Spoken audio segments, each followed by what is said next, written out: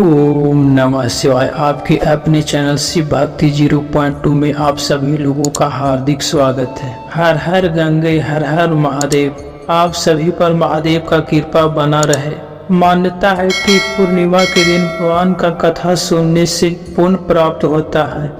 आज आप सुनेंगे पूर्णिमा कथा। पूर्णिमा व्रत कथा के साथ धर्मराज का कथा सुनने से अकाल मृत्यु का भय नहीं रहता। आप सभी इस पौराणिक कथा को ध्यान पूर्वक पूरा अवश्य सुनिए।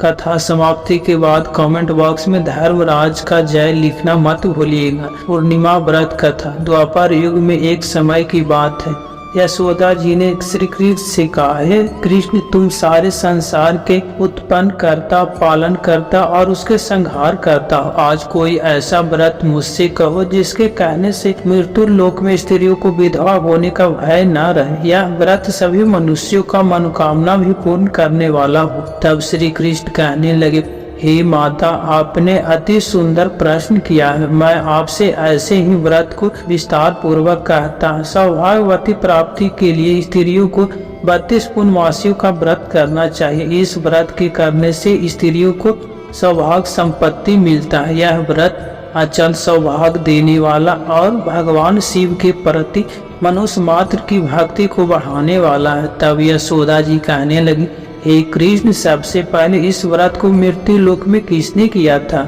इसके विषय में मुझे विस्तार पूर्वक बताओ। तब श्री कृष्ण कहने लगे, माते, इस भूमंडल पर एक अत्यंत प्रसिद्ध राजा चंद्रहास से पर्याप्त अनेक प्रकार के रत्नों से परिपूर्ण कार्तिका नाम का एक नगरी था। वहाँ पर धनेश्वर नाम का एक ब्राह्मण था और उसका पत्नी अति सुशीला रूपवती थी। दोनों ही उस नगरी में बड़े प्रेम से रहते थे। घर में धन धान आदि कोई कमी नहीं था, लेकिन उन्हें बड़ा दुख था कि उनका कोई संतान नहीं था। इस दुख से वह अत्यंत दुखी रहा करते थे। एक समय एक बड़ा तपस्वी योगी उस नगर में आया हुआ योगी उस ब्राह्मण को घर को छोड़कर अन्य सभी घरों से भिक्षा लाकर भोजन किया करता था। एक दिन वह योगी रूपवती से भिक्षा न लेकर किसी दूसरे घर से भिक्षा लेकर गंगा किनारे जाकर भिक्षा में मिले अन्न को प्रेम पूर्वक खा रहा था। धनेश्वर ने योगी का यह सब कार्य किसी प्रकार से देख लिया। अपनी भिक्षा के अनादर से दुखी होकर धनेश्वर योगी से बोला, महात्मा,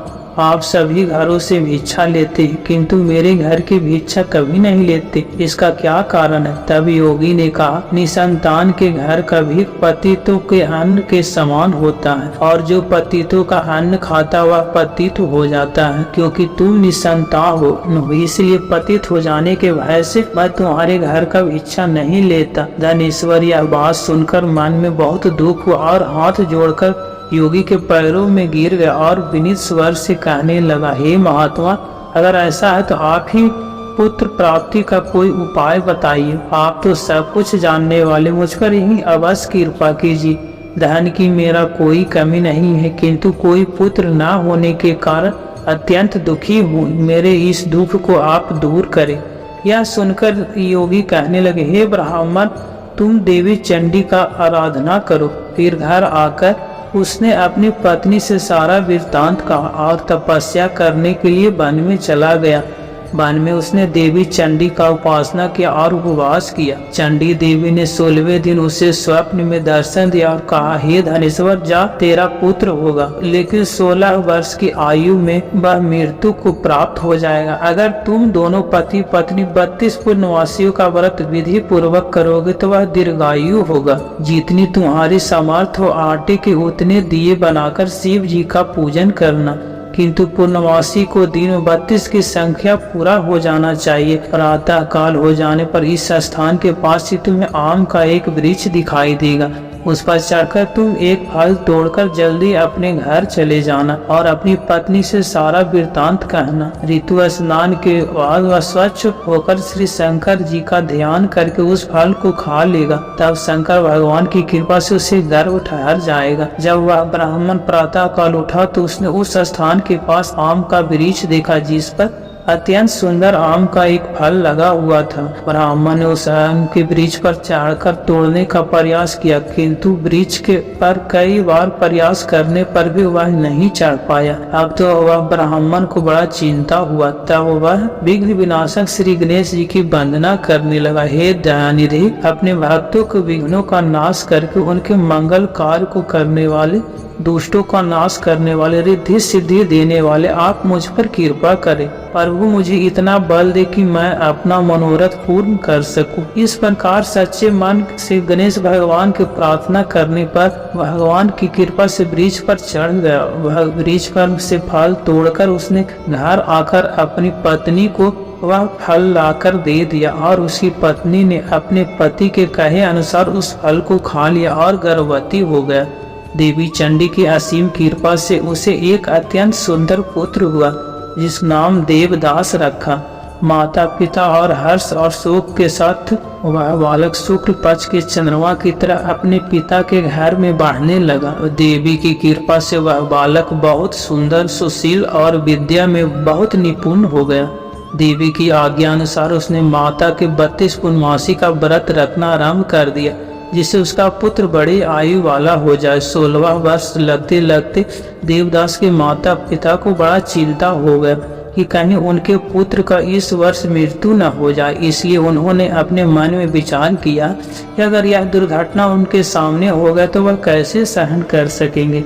इसलिए उन्होंने देवदास के मामा को बुलाया और कहा, हमारी इच्छा है कि देवदास 1 वर्ष तक काशी में जाकर विद्या अध्ययन करे और उसको तुम अकेला कभी नहीं छोड़ना। इसलिए तुम साथ में जाओ और 1 वर्ष के बाद इसको वापस लौटाना। सारा प्रबंध करके उसके माता पिता ने काशी जाने के लिए देवदास को घोड़े पर बैठाया और उसके मामा को उसके साथ कर दिया, किंतु बालक के अल्पायु होने का बात बालक को या उसके मामा को नहीं कहा। धनेश्वर ने अपनी पत्नी के साथ मिलकर अपने पुत्र के मंगल कामना और दीर्घायु के लिए देवी भगवती का आराधना और पूर्णमासियों का व्रत आरंभ कर दिया। इस प्रकार बराबर 32 पूर्णमासी का व्रत पूर्ण किया। कुछ समय बीतने के बाद वह एक दिन मामा और भांजे रास्ते में रात बिताने के लिए किसी गांव में ठहरे हुए थे। उस दिन उस गांव में एक ब्राह्मण की अत्यंत सुंदरी, सुशीला, विदुषी और गुणवती कन्या का विवाह होने वाला था। जिस धर्मशाला के अंदर वर और उसका बारात ठहरा हुआ था, उसी धर्मशाला में देवदास और उसके मामा भी ठहरे हुए थे। संयोगवश कन्या को तिल आदि चढ़ाकर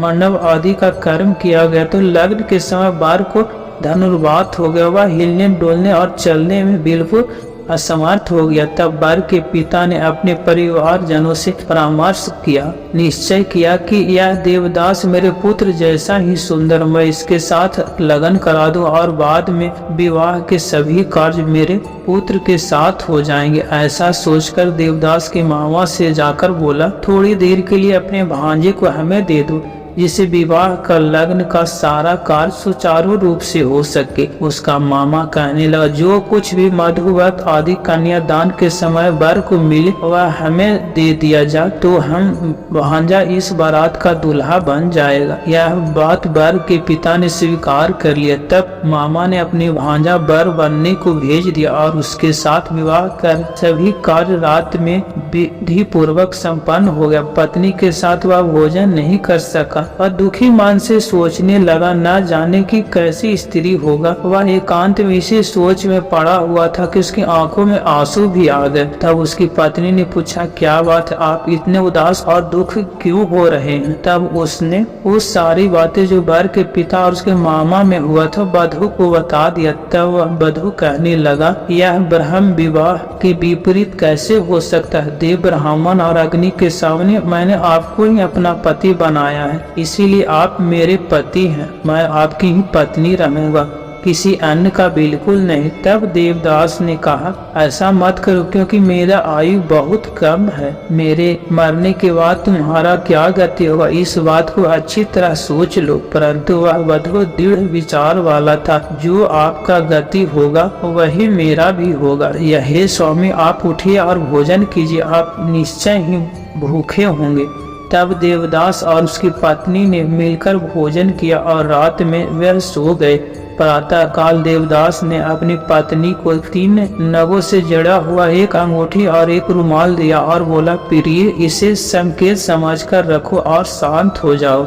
मेरा स्मरण और जीवन जानने के लिए पुष्प वाटिका बना लो, उसमें सुगंधि वाली एक नव मालिका लगा लो, उसको हर दिन जल से सींचना और आनंद के साथ खेल कूद करना और उत्सव मनाना। जिस समय और जिस दिन मेरा मृत्यु होगा वह फूल सूख जाएंगे और जब या फिर से हरे भरे हो जाएंगे तो समझ लेना मैं जीवित हो गया हूँ। निश्चय करके समझ लो, ये इसमें कोई संदेह नहीं है। ऐसा समझ बुझाकर वह चला गया। प्रातः काल होते ही गाजे बाजे बजने लगे, जिससे सब विवाह का समय काल समाप्त होने के लिए वर तथा सब बाराती मंडप में आए। तो कन्या ने वर को भली प्रकार से देखकर अपने पिता से कहा, यह मेरा पति नहीं है, मेरा पति वही है जिसके साथ रात में विवाह हुआ था, इसके साथ तो मेरा विवाह ही नहीं हुआ। अगर वही है तो बताए कि मैंने इसे क्या दिया था, अब रात में क्या बातें हुआ हो, यह बात पिता को बताया। वर को बुलाया और कन्या की सारे बात सुनकर कहने लगा, मैं कुछ नहीं जानता। इसके बाद वह लज्जित होकर अपना समूह लेकर चला गया और सारी बारात अपमानित होकर लौट गया। भगवान श्री कृष्ण आगे बोलते, हे माते, इस प्रकार देवदासी काशी विद्या पढ़ने के लिए चला गया। जब कुछ समय बीत गया तो काल से प्रेरित होकर एक सांप रात के समय उसको डसने के लिए वहां आया। उस विषधर के प्रभाव से उसने बिस्तर पे चारों ओर से विष का ज्वाला से वह बिस्तर विषैला हो गया, परंतु व्रत राज के प्रभाव से उसको सांप काट नहीं पाया, क्योंकि पहले ही उसकी माँ ने 32 पूर्णमासी का व्रत कर रखा था। इसके बाद मध्याह्न के समय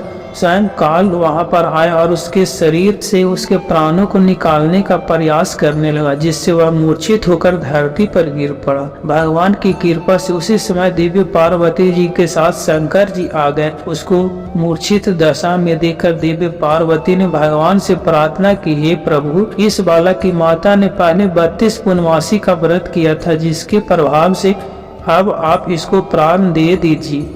देवी के कहने पर भक्त वत्सल भगवान ने उस बालक को प्राण दान दे दिया। इस व्रत के प्रभाव से काल को पीछे हटना पड़ा और देवदास स्वस्थ होकर बैठ गया। उधर उसका पत्नी उसके काल की प्रतीक्षा करती थी। एक दिन उसने देखा उस पुष्प वाटिका में पत्र पुष्प कुछ भी नहीं है, सब कुछ सूखकर नष्ट हो गए। तो उसे बड़ा आश्चर्य हुआ, किंतु कुछ ही क्षणों में वह वाटिका पहले की तरह हरी भरा हो गया। तब वह समझ गया कि उसके पति पुनः जीवित हो गए। यह देखकर वह बहुत प्रसन्न होकर अपने पिता से कहने लगे, पिताजी, मेरे पति जीवित हैं। जब 16 वर्ष बीत गए तो देवदास जी अपने मामा के साथ इधर उसके ससुर उसको ढूंढने के लिए घर से जाने ही वाले थे कि वह दोनों मामा भांजा वहीं पर आ गए। उसको आया देखकर उसका ससुर बड़ी प्रसन्नता के साथ उससे अपने घर में ले गया। उस समय नगर के निवासी इकट्ठा हो गए और फिर सबने निश्चय किया कि अवश्य इस बालक के साथ किसी कन्या का विवाह हुआ था। उस बालक को जब कन्या ने देखा तो पहचान लिया, कहा कि यह तो वही है जो संकेत करके गए थे। फिर सब कहने लगे, भला हुआ जो आ गया। तब वह नगरवासियों खूब आनंद मनाया। कुछ दिनों के बाद देवदास अपने पत्नी और मामा के साथ अपने ससुर के घर से वह अपने घर की ओर चल पड़ा। जब वह नगर के निकट गया तो कई लोगों ने उसे देख के माता पिता को पहले ही जाकर सूचना दिया कि तुम्हारा पुत्र देवदास अपनी पत्नी और मामा के साथ आ रहा है। ऐसा सुनकर उन्हें विश्वास ही नहीं हुआ, किंतु जब और लोगों ने आकर बात का समर्थन किया तब उन्हें बड़ा आश्चर्य हुआ। इतने में ही देवदास भी अपने घर पहुंच गया और देवदास ने अपने माता पिता के चरणों में सिर रखकर प्रणाम किया और उसका पत्नी ने भी अपने सास ससुर को चरणों को प्रणाम किया। माता पिता और पुत्र वधू को अपने हृदय से लगा लिया और सबकी आंखों से प्रेम के आंसू बहने लगे। अपने पुत्र और पुत्र वधू के आने की खुशी में धनेश्वर ने बड़ा भारी उत्सव किया और ब्राह्मणों को भी दान दक्षिणा देकर प्रसन्न किया। भगवान श्री कृष्ण कहने लगे, माते, इस प्रकार धनेश्वर 32 पूर्णमासियों के व्रत के प्रभाव से पुत्रवान हो गया। जो भी स्त्रियां इस व्रत को करता हुआ जन्म जन्मांतर में भी वैधव्य का दुख नहीं भोगता और सदैव सौभाग्यवती रहता, यह मेरा वचन है, इसमें कोई संदेह नहीं है। यह पुत्र पौत्र को देने वाला, संपूर्ण मनोकामना को पूर्ण करने वाला है। 32 पूर्णमासियों के व्रत करने से वृत्ति की सारी इच्छाएं भगवान की कृपा से पूर्ण हो जाता है। अब सुनिए धर्मराज जी की कहानी। एक समय की बात है,